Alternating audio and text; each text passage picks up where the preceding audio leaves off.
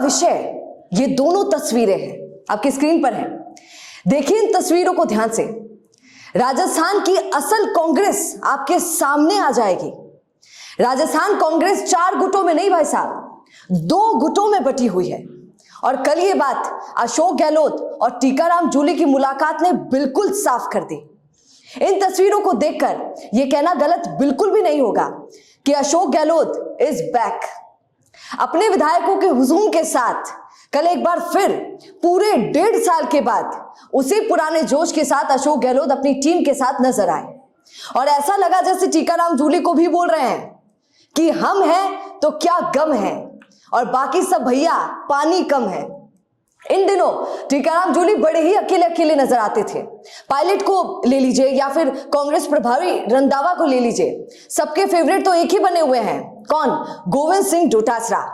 पर बेचारे टीकाराम जूली अकेले पड़ जाते हैं। अब तो सत्ता पक्ष भी उनके अकेलेपन पर दया दिखाने लगा है।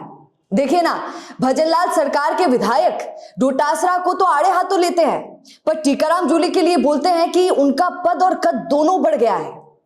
पर असली हमदर्दी आज जूली जी को अगर किसी ने दिखाई तो वो है गहलोत साहब। और कल ये तस्वीर डालकर बता दिया कि हम साथ साथ हैं। इस बात से कोई भी अनजान नहीं है कि गहलोत और डोटासरा के बीच मनमुटाव रहे हैं। अगर पुराने दिनों को भी उठाकर देखेंगे तो शायद आपको लगेगा। कितनी बार तो हनुमान बेनीवाल ने खुद ये बोला है कि डोटासरा मुख्यमंत्री की गद्दी का सपना देखते हैं, अपने आप को हाईलाइट करने की कोशिश करते हैं। साथ ही डोटासरा और गहलोत साहब के मनमुटाव का सबसे बड़ा उदाहरण अगर बात की जाए उसकी तो उपचुनाव को याद कर लीजिए। जब अशोक गहलोत तो कह रहे थे कि हनुमान बेनीवाल से गठबंधन कर लिया जाए, पर गोविंद सिंह डोटासरा आड़े आ रहे थे और मना कर रहे थे। और देखिए फिर क्या हुआ, डोटासरा की ही बात आला कमान ने मानी, क्योंकि कांग्रेस आला कमान अब गहलोत साहब से ज्यादा भरोसा गोविंद सिंह डोटासरा पर करने लगी है।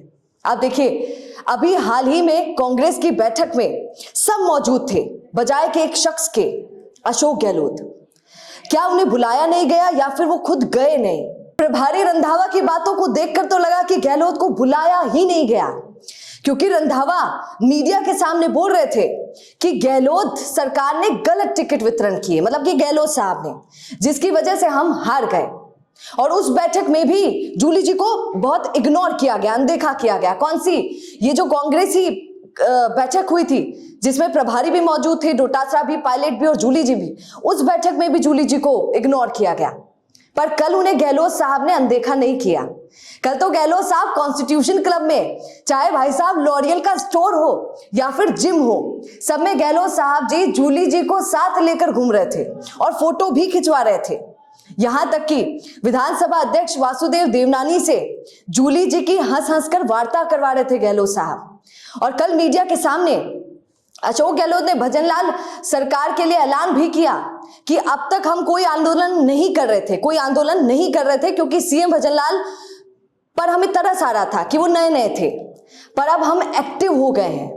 अपनी ही बातों में सीएम भजनलाल की तारीफ कर गए गहलोत साहब। कैसे? वो अब तक वो इतने एक्टिव नहीं थे क्योंकि सीएम भजनलाल उनको नए नए लगते थे, पर अब वो समझ गए हैं कि जिसको समझा कुछ नहीं वो निकले सुपरस्टार। इसीलिए जब कल सीएम भजनलाल दिल्ली गए राजस्थान के लिए केंद्र से कुछ बड़ी सौगातें मांगने, तो गहलोत साहब अपने कम बैक के लिए कॉन्स्टिट्यूशन क्लब पहुंच गए।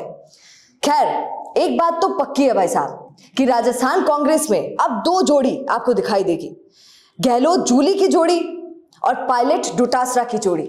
अब देखना होगा कि राजस्थान कांग्रेस में जलवा किसका चलता है।